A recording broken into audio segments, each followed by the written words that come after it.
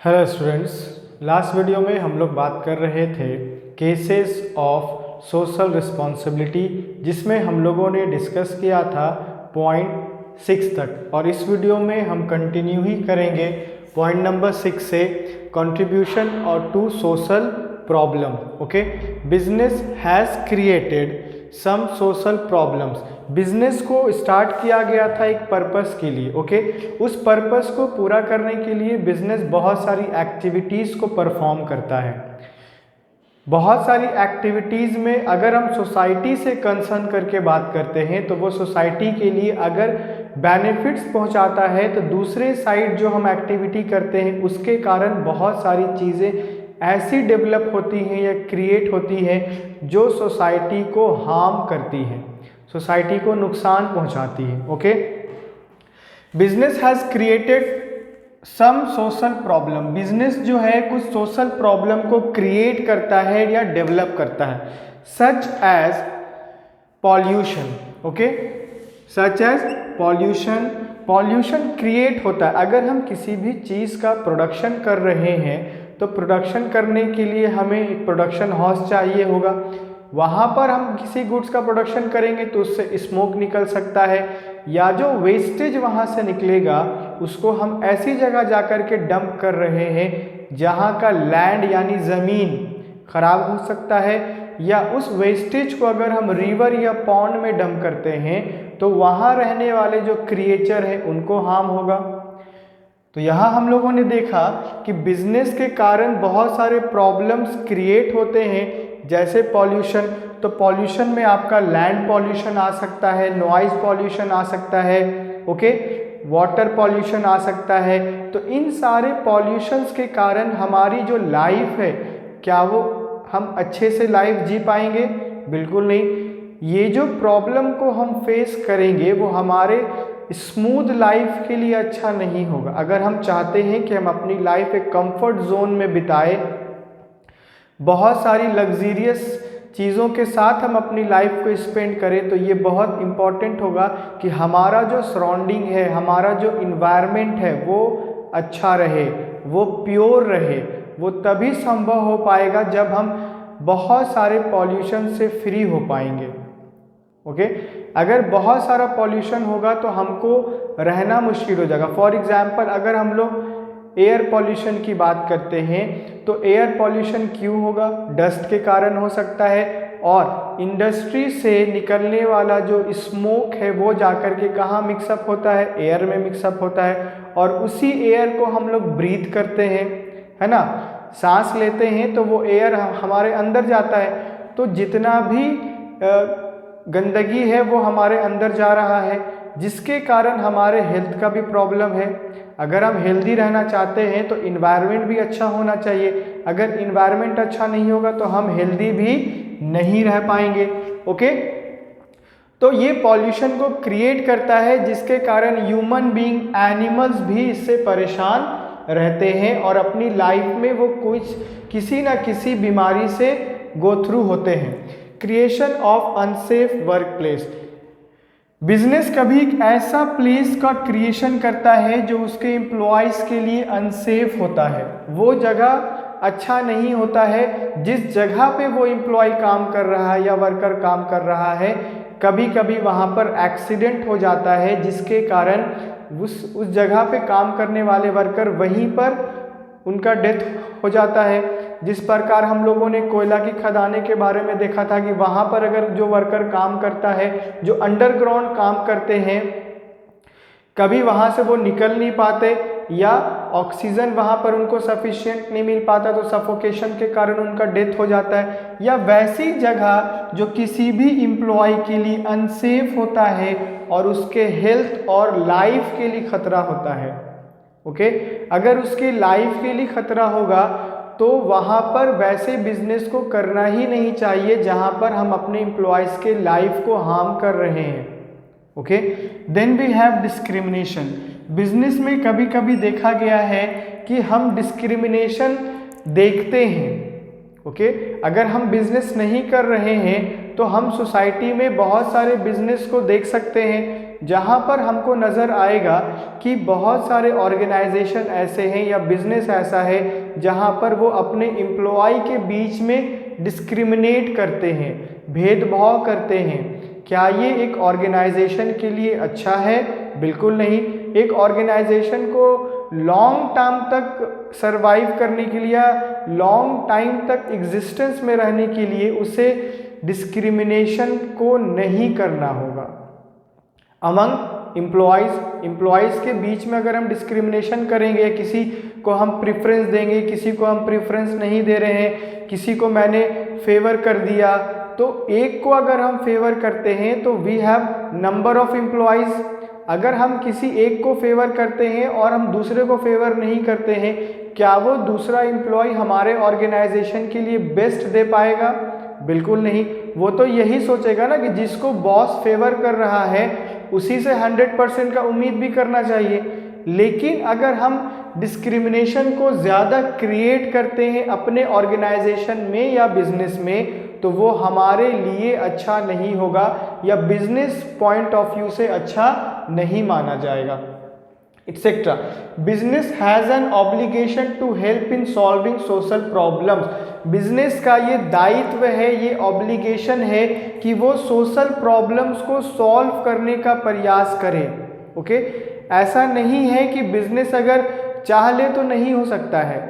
Businessman अगर चाहेगा कि मुझे ये प्रॉब्लम को सॉल्व करना है, अगर जिस लोकेलिटी में मेरा बिजनेस है और मैं उस लोकेलिटी के थोड़े बहुत इश्यूज़ को सॉल्व कर सकता हूँ तो उसे करना चाहिए।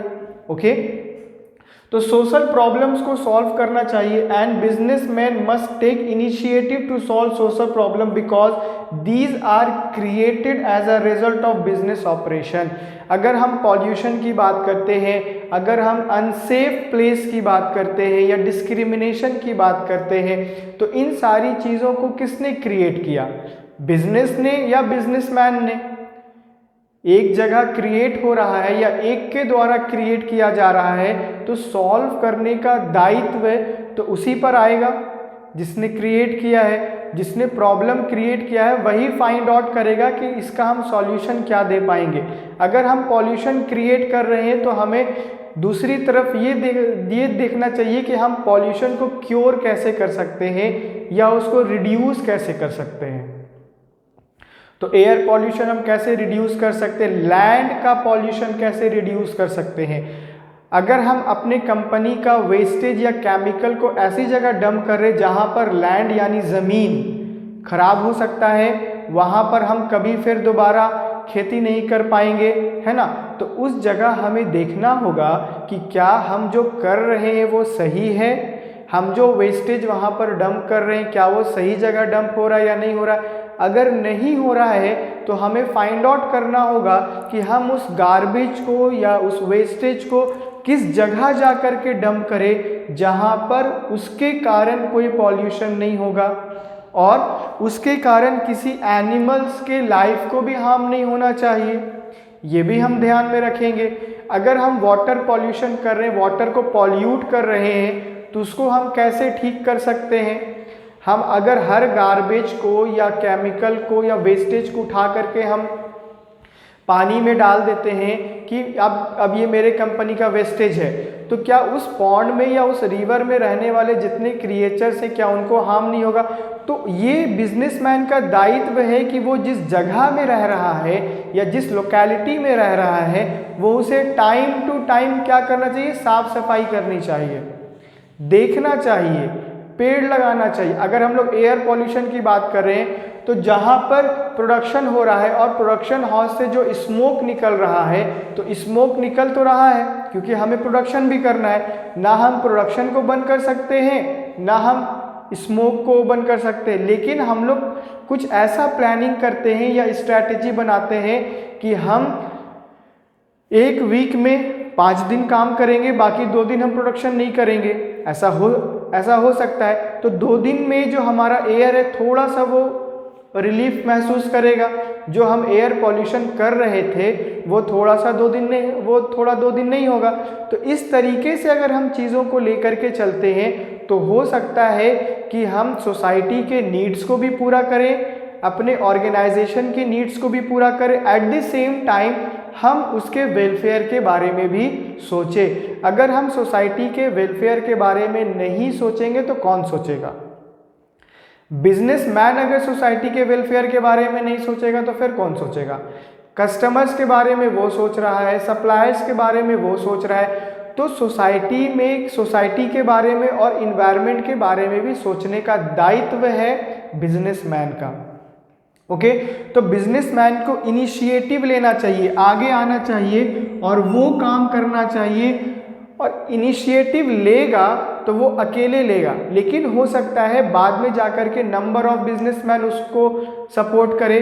अगर एक बिजनेसमैन है और उसने इनिशिएटिव किया है कि मैं वाटर को पॉल्यूट नहीं होने दूंगा और ना ही करूंगा, तो हो सकता है बी एक बिजनेसमैन है, सी भी है और डी भी है। बाद में अगर इसको पता चलेगा कि ए ने ये इनिशिएटिव लिया है तो वो इसको सपोर्ट कर सकता है। ओके, और उस वाटर को हम पॉल्यूट होने से बचा सकते हैं। अगर किसी एक कंपनी या ऑर्गेनाइजेशन में हम डिस्क्रिमिनेशन को देखते हैं और दूसरा बिजनेसमैन इस चीज़ पर आवाज़ उठाता है कि उस पर्टिकुलर बिजनेस में या ऑर्गेनाइजेशन में एम्प्लॉयज़ के बीच में डिस्क्रिमिनेशन होता है, अगर केवल हम उसका रिपोर्ट कर दें तो हो सकता है कि वहाँ पर जो लंबे समय से डिस्क्रिमिनेशन होते आ रहा था वो रुक जाए। तो इस तरीके से हम इनिशिएटिव ले सकते हैं या एक बिजनेसमैन अपने रोल को निभा सकता है। केवल वो अपने प्रॉफिट के बारे में सोचेगा तो ऐसा नहीं चलेगा, क्योंकि बिजनेस को बहुत सारा ऑपरेशन या एक्टिविटीज़ करते रहना है, कंटिन्यूटी उसमें रहेगा। बिजनेस की एक एक्टिविटी को करने के बाद हम बंद नहीं कर देते हैं, वो कंटिन्यू चलता रहता है और एक एक्टिविटी दूसरे एक्टिविटी से इंटरलिंक्ड रहता है या इंटर रिलेटेड रहता है। अगर मैंने एक एक्टिविटी को बंद कर दिया तो दूसरा भी ऑटोमेटिक बंद हो जाएगा। फॉर एग्जांपल, अगर हम प्रोडक्शन कर रहे हैं तो प्रोडक्शन, मार्केटिंग डिपेंड है प्रोडक्शन पे। प्रोडक्शन बंद कर देंगे तो क्या बंद हो जाएगा? मार्केटिंग यानी सेल बंद हो जाएगा। तो उस चीज़ को अगर हम बंद करेंगे तो हो सकता है हमारा दूसरा एक्टिविटी बंद हो जाए। लेकिन हम लोग एक रास्ता निकाल सकते हैं कि हम लोग कैसे और कब कौन सा काम कर सकते हैं और किस काम को करने से हमारे बिजनेस को फ़ायदा होगा और हमारे किस काम से हमारी सोसाइटी को नुकसान होगा। अगर हम इस चीज़ को फाइंड आउट कर लेते हैं तो हम अपने बिजनेस की एक्टिविटीज़ को बहुत अच्छे से परफॉर्म कर सकते हैं, एज वेल एज हम सोशल प्रॉब्लम्स को भी सॉल्व करने का प्रयास कर सकते हैं, क्योंकि सोशल प्रॉब्लम रिलेटेड है बिजनेस से। अगर सोशल प्रॉब्लम क्रिएट हुआ है तो बिकॉज ऑफ बिजनेस। ओके, तो ये पॉइंट था हमारा। Now we have next topic, social responsibility towards. अब बिजनेस का कुछ सोशल रिस्पॉन्सिबिलिटी है, वो हम लोग वन बाय वन देखेंगे। Business comes into contact with various group such as. Business जो है वो बहुत सारे लोगों से कांटेक्ट में आता है या बहुत सारे लोगों से वे कम्युनिकेट करता है या इंटरेक्ट करता है, such as owner, consumer, employees, suppliers, community, government. ये सारे लोग हैं जिनसे बिजनेस क्या करता है? कम्युनिकेट करता है, इंटरेक्ट करता है। अब बिजनेस का क्या रिस्पॉन्सिबिलिटी है in terms of owner, consumer, supplier, government? Business कौन सा रिस्पॉन्सिबिलिटी निभाएगा या कौन सा सोशल रिस्पॉन्सिबिलिटी को निभाना चाहिए इन लोगों के प्रति? Okay, so number 1 we have is responsibilities towards owner, shareholder और इन्वेस्टर्स। ओके, वो जिम्मेदारियां या वो रिस्पॉन्सिबिलिटी जो बिजनेस का है ऑनर के प्रति, शेयर होल्डर के प्रति और इन्वेस्टर के प्रति। Number 1A is to ensure safety of investment. जो इन्वेस्टर किसी बिजनेस में इन्वेस्टमेंट करता है तो वो उसके इन्वेस्टमेंट को सिक्योर रखे। किसी ऐसी जगह उसके पैसे को इन्वेस्ट नहीं करना चाहिए जिस जगह से हमें प्रॉफिट नहीं हो या प्रॉफिट हो उतना नहीं हो जितना उस इन्वेस्टर ने एक्सपेक्ट किया था।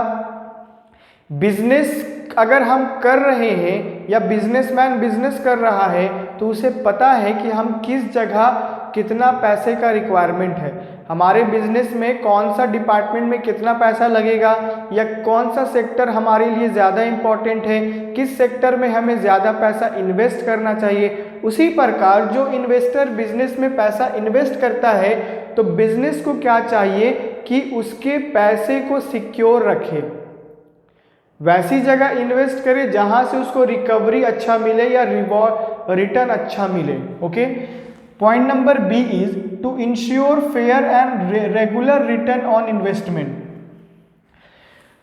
फेयर यानी अच्छा और रेगुलर रिटर्न होना चाहिए। जो इन्वेस्टर किसी बिजनेस में इन्वेस्ट करता है तो वो ये उम्मीद करता है कि मुझे रेगुलर बेसिस पे कुछ ना कुछ इसका रिटर्न मिलेगा।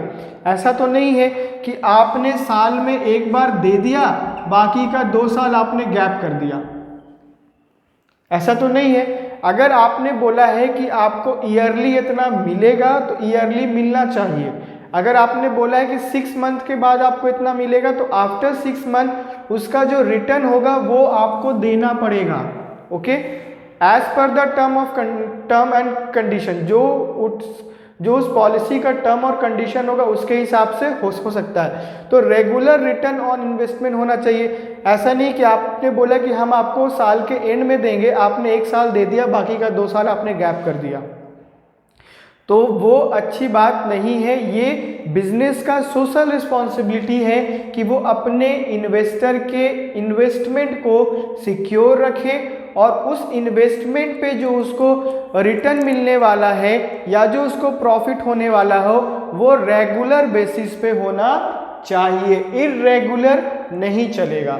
Next point we have is point number C, to give complete information regarding the financial position of business. Business के फाइनेंशियल कंडीशंस के बारे में अगर हम अपने इन्वेस्टर को नहीं बताएंगे, क्या वो हम पे बिलीव कर पाएगा? अगर हम अपने बिजनेस के फाइनेंशियल कंडीशन के बारे में इन्वेस्टर को नहीं बताएंगे तो वो हमारे बिजनेस में इन्वेस्ट नहीं करेगा, क्योंकि वो अनअवेयर है हमारे बिजनेस के कंडीशन से। हो सकता है कि मैंने बोला कि हमारा जो फाइनेंशियल पोजीशन है वो बहुत अच्छा है, लेकिन वो एक्चुअल में बिजनेस का नहीं होगा। एक्चुअल में बिजनेस का फाइनेंशियल पोजीशन अच्छा नहीं होगा, लेकिन ये बताया जा रहा है कि अच्छा है, तो इन्वेस्टर हो सकता है इन्वेस्ट कर दे तो उसका पैसा तो डूब जाएगा। लेकिन ये पॉइंट बोलता है कि कंप्लीट इंफॉर्मेशन देना है कि किसी भी बिजनेस का जो फाइनेंशियल पोजीशन है वो कैसा है, क्या कंपनी प्रॉफिट कमा रहा है, क्या कंपनी लॉस में जा रहा है। अगर हम फाइनेंशियल पोजीशन के बारे में जानेंगे तभी तो हम डिटरमाइन कर पाएंगे क्या इन्वेस्टर इन्वेस्ट करेगा या नहीं करेगा। अगर इन्वेस्टर को लगेगा कि चलो ठीक है अभी कंपनी इतना प्रॉफिट कमा रहा है, लेकिन हो सकता है बाद में 1 साल के बाद और ज़्यादा कमाने लगे, तो वो कर सकता है। किस बेसिस पे करेगा? फाइनेंशियल पोजीशन पे के बेसिस पे करेगा। तो हम अपने इन्वेस्टर्स को ये बिल्कुल बताएंगे, बिजनेस बिल्कुल बताएगा कि उस पर्टिकुलर बिजनेस का फाइनेंशियल पोजीशन क्या है। आप अगर करना चाहते हैं इन्वेस्टमेंट तो कर सकते हो, ये हमारा टर्म्स एंड पॉलिसी है। Okay, next we have is point number D, to ensure appreciation of investment by proper utilisation of resources. Okay, अगर हम बात करते हैं एप्रिसिएशन की, तो किसके एप्रिसिएशन का? इन्वेस्टमेंट। ओके, अगर हमारे कंपनी में इन्वेस्टमेंट हो रहा है तो हम उसको कैसे एप्रिशिएट कर सकते हैं? हम उसे रिटर्न अच्छा देंगे और उसके द्वारा जितना भी इन्वेस्टमेंट किया गया है हम यानी बिजनेस यूटिलाइजेशन करेगा उस रिसोर्सेज का। किस मैनर में? प्रॉपर मैनर में। हमारे पास अगर रिसोर्सेज अवेलेबल है और उसका हमने यूटिलाइजेशन भी कर लिया, लेकिन अगर उसका प्रॉपर तरीके से हम यूटिलाइजेशन नहीं करेंगे तो ये हो सकता है कि हम उस रिसोर्सेज को वेस्ट करते चले जाए। अगर हमने रिसोर्सेज को वेस्ट करना स्टार्ट कर दिया तो एट द एंड हमारा जो कॉस्ट है वो बहुत ज़्यादा हो जाएगा। कॉस्ट क्या हो जाएगा? हाई हो जाएगा। और हमने जो प्रॉफिट सोच रखा है वो तो डिक्रीज कर जाएगा। तो प्रॉफिट इंक्रीज करने के लिए कॉस्ट हमें डिक्रीज करना पड़ेगा। अगर कॉस्ट डिक्रीज नहीं होगा तो प्रॉफिट इंक्रीज नहीं होगा। लेकिन अगर हम रिसोर्सेज का ऑप्टिमम यूटिलाइजेशन नहीं करते हैं तो हो सकता है कि कॉस्ट इंक्रीज कर जाए और प्रॉफिट डिक्रीज कर जाए। सो दैट इन्वेस्टमेंट किए गए अमाउंट को या इन्वेस्टमेंट किसी भी चीज़ का हो रहा है उसका प्रॉपर यूटिलाइजेशन बहुत इंपॉर्टेंट है किसी भी बिजनेस के लिए। अगर बिजनेस इस पर नहीं देखता है या इस चीज़ को वो टाइम टू टाइम कैलकुलेट नहीं करता है तो हो सकता है कि बिजनेस लॉन्ग टाइम तक एग्जिस्ट नहीं करे। Okay, the next we have is point number E, to give them opportunity to participate in decision making. जो इन्वेस्टर्स हमारे हैं या जो शेयर होल्डर्स हमारे हैं, कम बिजनेस को क्या करना चाहिए, मौका देना चाहिए पार्टिसिपेट करने का। Okay, to give them opportunity, वैसा अपॉर्चुनिटी प्रोवाइड करवानी चाहिए कि हमारे जो शेयर होल्डर्स हैं या हमारे इन्वेस्टर्स हैं वो भी अपना सजेशंस रख पाए या जो बिजनेस डिसीजन लेने जा रहा है उस डिसीजन में उनका भी पार्टिसिपेशन हो। ओके, बिजनेस ने एक पॉइंट पर डिस्कशन करना है तो वो अपने शेयर होल्डर से उनके सजेशंस ले सकता है कि मुझे अगर ये काम बिजनेस में करना है, क्या ये काम बिजनेस के लिए अच्छा रहेगा या बिजनेस के लिए अच्छा नहीं रहेगा। ओके, अगर हम इस चीज़ को टाइम टू टाइम देखते रहेंगे तो हो सकता है कि हम अपने इन्वेस्टर्स या शेयर होल्डर्स को भी खुश करते रहे। अगर हमारे इन्वेस्टर खुश रहेंगे तो वो और ज़्यादा इन्वेस्ट करेंगे और बिजनेस में ज़्यादा पैसा आएगा, ज़्यादा इन्वेस्टमेंट होगा तो बिजनेस ज़्यादा ग्रो भी करेगा। क्योंकि अगर हम बिजनेस को स्टार्ट करते हैं विथ इनिशियल कैपिटल तो वो इनिशियल कैपिटल बिजनेस के लॉन्ग टर्म तक के लिए सफिशिएंट नहीं होता है। टाइम टू टाइम हमें अपने बिजनेस में इन्वेस्टमेंट करते रहना होता है। अगर हम ऐसा नहीं करेंगे तो हम बिजनेस की बहुत सारी चीज़ों को अरेंज नहीं कर पाएंगे। बिजनेस में बहुत सारी चीज़ों को अरेंज करना पड़ता है। अगर हम अपने बिजनेस में उन सारी चीज़ों को अरेंज नहीं कर पाए तो हो सकता है कि हमने जो सोचा है कि मेरा बिजनेस इतना ग्रो करेगा, हम इतना डेवलप करेंगे, तो वो चीज़ पॉसिबल नहीं हो सकता है। लेकिन ये पॉसिबल हो सकता है अगर हम इक्वल अपॉर्चुनिटी प्रोवाइड करते हैं अपने शेयर होल्डर्स, इन्वेस्टर्स को कि वो डिसीजन मेकिंग में पार्टिसिपेट कर पाए और वो अपने फीडबैक, अपने सजेशंस को हमें दे। हो सकता है कि किसी एक दो इन्वेस्टर्स का हमें सजेशन अच्छा लगे, बिजनेस को अच्छा लगेगा तो वो उसको यूज कर सकता है। तो ये किसके बेनिफिट्स के लिए होगा, बिजनेस के बेनिफिट्स के लिए होगा। Now we have point number 2, responsibility towards consumer. Business का एक सोशल रिस्पॉन्सिबिलिटी है कंज्यूमर या कस्टमर के टूवर्ड्स, ओके, जिसे वो टाइम टू टाइम इंश्योर करता है और पूरा करने का प्रयास करता है। Number 1 A we have is production of safe items by maintaining quality standard। Okay, हम जिस चीज का प्रोडक्शन कर रहे हैं, प्रोडक्शन ऑफ सेफ आइटम, आप जिस चीज का भी प्रोडक्शन कर रहे हो या बिजनेस कर रहा है वो सेफ आइटम होना चाहिए। उस आइटम को कंज्यूम करने के बाद हमारे कंज्यूमर को या कस्टमर को कोई भी हार्म नहीं होना चाहिए, किसी भी तरीके का नुकसान नहीं होना चाहिए, ना ही उसका हेल्थ में कोई प्रॉब्लम होना चाहिए या कोई डिजीज़ होना चाहिए। तो प्रोडक्शन करने टाइम हमें ये ध्यान रखना होगा कि हम जो रॉ मटेरियल को यूज़ कर रहे हैं, हम जो इंग्रेडिएंट को यूज़ कर रहे हैं, क्या वो हमारे कस्टमर के लिए यूज़फुल रहेगा या नहीं रहेगा। हो सकता है कि कस्टमर के लिए वो यूज़फुल नहीं रहे बिकॉज जो उसका क्वांटिटी है वो ज़्यादा हो गया। अगर हम किसी केमिकल को ज़्यादा यूज़ कर देते हैं तो उस केमिकल का जो साइड इफ़ेक्ट है वो कस्टमर के हेल्थ पर पड़ेगा, जिसके कारण जो हमारा कस्टमर है वो वीक पड़ जाएगा। बाय मेंटेनिंग क्वालिटी स्टैंडर्ड, एक तो बोला है कि आप जो आइटम बना रहे हो वो सेफ होना चाहिए और दूसरा उसकी जो क्वालिटी है, क्वालिटी में एक स्टैंडर्ड होना चाहिए। अगर क्वालिटी में स्टैंडर्ड नहीं होगा तो कस्टमर कभी भी उस चीज़ को परचेज नहीं करेगा। फॉर एग्जांपल, आपने बोला कि ये 50 रुपीज़ का है, बिजनेस ने बोला ये 50 रुपीज़ का है, तो 50 रुपीज़ के अकॉर्डिंग उसे सेटिस्फैक्शन भी मिलना चाहिए और जितना कुछ लिखा है उसी के अकॉर्डिंग उसमें इंग्रेडिएंट या रॉ मटेरियल या रिसोर्सेज भी मिले हुए होने चाहिए। Point B we have is to ensure regular supply of goods and services. अगर बिजनेस में प्रोडक्शन हो रहा है तो वो प्रोडक्शन रेगुलर बेसिस पे होना चाहिए। एक बार करके हम अगर स्टॉप कर देते हैं तो वो बिजनेस का रेगुलर एक्टिविटी नहीं कहलाएगा या वो रेगुलर बिजनेस में काउंट नहीं होगा। सो रेगुलर सप्लाई होना चाहिए गुड्स एंड सर्विसेज का। बिजनेस को स्टार्ट किया जाता है पर्पस के तहत, हमारा एक ऑब्जेक्टिव है, तो जब तक वो ऑब्जेक्टिव पूरा नहीं होगा तब तक तो हमें बिजनेस को कंटिन्यू रखना पड़ेगा। लेकिन जब वो हमारा ऑब्जेक्टिव फुलफिल हो जाता है तो हमारे लिए दूसरा टारगेट आ जाता है। अगर हम किसी एक टारगेट को अचीव कर लेते then we have second target, अगर हमने सेकंड टारगेट भी अचीव कर लिया तो थर्ड टारगेट होगा। तो इस तरीके से जो बिजनेस है वो कंटिन्यू रन करता है। तो जहाँ पर प्रोडक्शन हो रहा है वो रेगुलर होना चाहिए, क्योंकि प्रोडक्शन करने के बाद जिस गुड्स को हमने मार्केट में सप्लाई किया अब उसे कस्टमर परचेज कर रहा है। अगर बिजनेस ने एक बार कस्टमर को वो गुड्स कंज्यूम करवा दिया और कस्टमर फिर दोबारा डिमांड करेगा और मार्केट में अवेलेबल नहीं होगा तो कस्टमर फिर कहाँ जाएगा। तो इसीलिए बिजनेस का ये रिस्पॉन्सिबिलिटी है कि वो जिस भी गुड्स और सर्विसेज का प्रोडक्शन कर रहा है वो रेगुलर बेसिस पे होना चाहिए। वन टाइम एक्टिविटी हम इसमें काउंट नहीं करते हैं।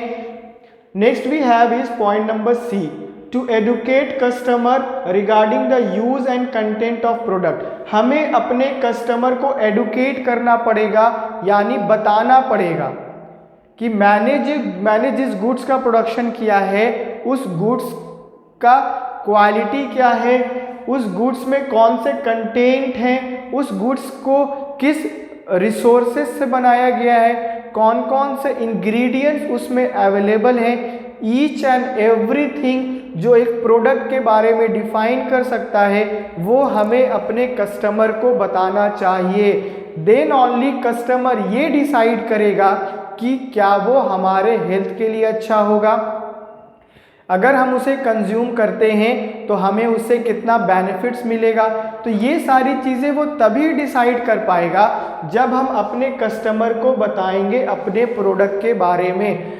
हम अगर कोई भी मेडिसिन लेने जाते हैं मार्केट में या मेडिकल स्टोर में तो मेडिसिन के में लिखा होता है कि इसमें कौन सी चीज़ें कितनी मात्रा में मिलाई गई है या कितने परसेंटेज में कौन सा केमिकल मिलाया गया है। उन सारी चीज़ों के बाद ये हम डिसाइड करते हैं कि हमारे हेल्थ के लिए अच्छा होता है या नहीं होता है। या बहुत सारा हम प्रोडक्ट ऐसा यूज़ करते हैं जिसके बारे में हम पहले पढ़ते हैं, ये किन रिसोर्सेज से मिलकर के बना है या किन इंग्रेडिएंट से मिलकर बना है।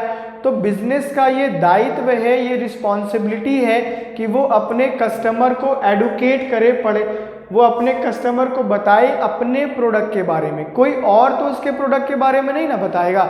वो कंपनी या वो बिजनेस जिस गुड्स का प्रोडक्शन कर रहा है वही अच्छे से बता सकता है कि इसके मेरिट्स क्या हैं और इसके डीमेरिट्स क्या हैं। वो दोनों ही बातों को अपने कस्टमर के सामने रखेगा। देन ओनली कस्टमर डिसाइड करेगा कि परचेस करना है या नहीं करना है।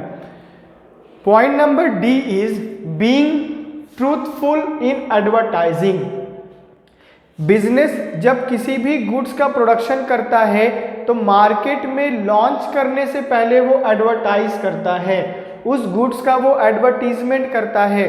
तो एडवर्टाइजिंग में वो क्या बताता है, वो अपने प्रोडक्ट के बारे में बताता है, उसने जो प्रोडक्ट में रॉ मटेरियल यूज़ किया है, उसने जो प्रोडक्ट में इंग्रेडिएंट्स यूज़ किया है, उसके प्रोडक्ट का क्वालिटी बताता है, उसके प्रोडक्ट को हम कितने टाइम बाद भी यूज़ कर सकते हैं या उस प्रोडक्ट का ड्यूरेबिलिटी कितने टाइम तक रहेगा, वो सारा कुछ वो एडवर्टीजमेंट के थ्रू बताता है। लेकिन बहुत सारी कंपनी में देखा गया है कि जो प्रोड्यूसर वो अपने प्रोडक्ट के बारे में बता रहा है लेकिन जब कस्टमर उसे कंज्यूम करता है तो वो एक्चुअल में वैसा नहीं निकलता है जो एडवर्टीजमेंट में बताया गया।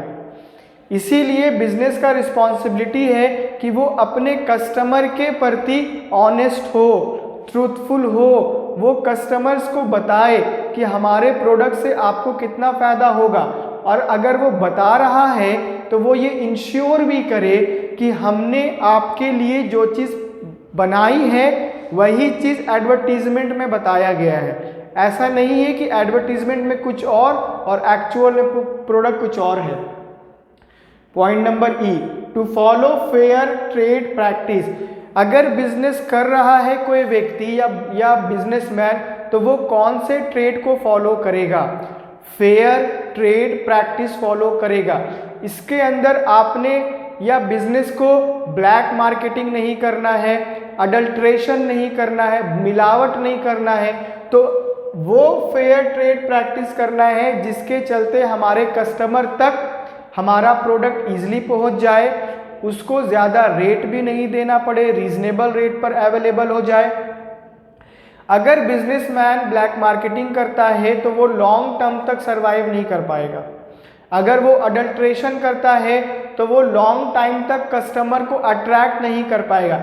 एक दो बार वो कस्टमर को अपना प्रोडक्ट बेच सकता है, लेकिन थर्ड और फोर्थ टाइम वो ऐसा नहीं कर पाएगा, क्योंकि कस्टमर उससे अवेयर हो जाएंगे। जब कोई भी बिजनेसमैन अनलॉफुल ट्रेड प्रैक्टिस करता है तो गवर्नमेंट फिर उस पर फोकस करता है, और गवर्नमेंट जब इंटरफेयर करेगा तो उस बिजनेस में बहुत सारा वो रिस्ट्रिक्शन कर देगा या बहुत सारी चीज़ों से उसको मना कर देगा। Then we have point number F, to handle consumer complaints and grievances quickly. Customer अगर प्रोडक्ट से रिलेटेड बिजनेस को कंप्लेन करता है या बिजनेसमैन को कंप्लेन करता है तो उस कंप्लेन पर क्विक एक्शन लेना चाहिए और उसका सॉल्यूशन भी प्रोवाइड करना चाहिए।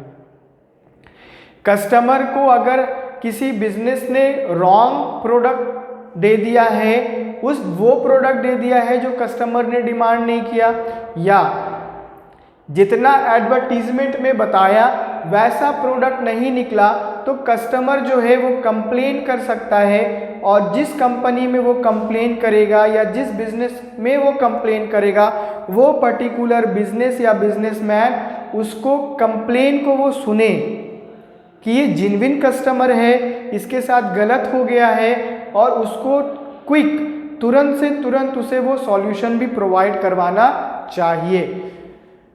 Last point we have is to design and develop the product keeping in mind the needs and requirement of customer.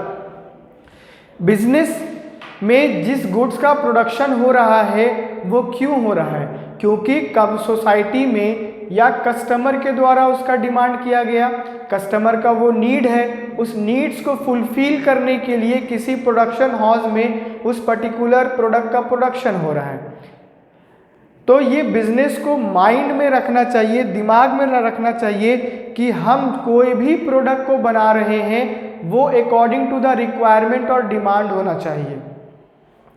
उसको कैसे डिज़ाइन करना है, कैसे डेवलप करना है, या उस प्रोडक्ट में कौन सा रॉ मटेरियल, कौन सा इंग्रेडिएंट होगा, या मार्केट में जितने कस्टमर हमारे अवेलेबल हैं उनको कौन सी क्वालिटी का ज़्यादा गुड्स अच्छा लगता है, वो कैसा और कब कौन सा प्रोडक्ट चाहते हैं। अगर हम इन सारी चीज़ों को टाइम टू टाइम कैलकुलेट नहीं करते हैं या एग्जामिन नहीं करते हैं तो हो सकता है कि हम कस्टमर के रिक्वायरमेंट्स को फुलफिल नहीं कर पाए, because in our society we have large number of competitors. Business की बात करें तो बिजनेस में भी बहुत सारे कॉम्पिटिटर्स हैं। अगर एक बिजनेसमैन या एक बिजनेस किसी कस्टमर के सेटिस्फैक्शन को या नीड्स को फुलफिल करने में असमर्थ होता है तो वो पर्टिकुलर कस्टमर मूव ऑन कर जाएगा। इससे क्या होगा, दूसरा कंपनी को तो फायदा होगा लेकिन इस पर्टिकुलर बिजनेस को नुकसान हो जाएगा। अगर यही पर्टिकुलर बिजनेस ये इंश्योर करे कि हम नीड और रिक्वायरमेंट के अनुसार अपने प्रोडक्ट को मार्केट में सप्लाई करेंगे और कस्टमर के डिमांड के हिसाब से हम उस प्रोडक्ट को रीच करवाएंगे, तभी वो अपनी सोशल रिस्पॉन्सिबिलिटी को फुलफिल करेगा। बिजनेस जो है वो धीरे धीरे करके या पार्ट बाय पार्ट करके अपनी सोशल रिस्पॉन्सिबिलिटी को पूरा कर सकता है।